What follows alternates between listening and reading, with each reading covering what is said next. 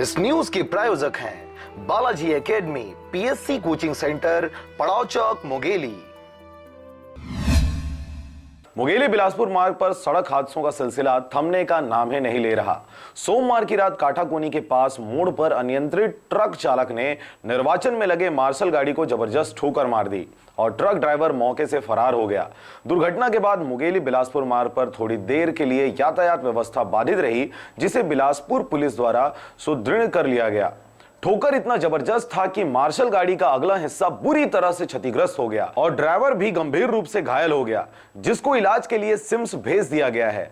आपको बता दें कि घटनाग्रस्त मार्शल गाड़ी तखतपुर विधानसभा क्षेत्र में लगे निर्वाचन तत्काल की उड़नदस्ता की टीम की है, जो बिलासपुर से तखतपुर की ओर आ रही थी, और ट्रक उत्तर प्रदेश की है, जिसे बिलासपुर पुलिस द्वारा जब्त कर वाहन मालिक की पतासाजी की जा रही है।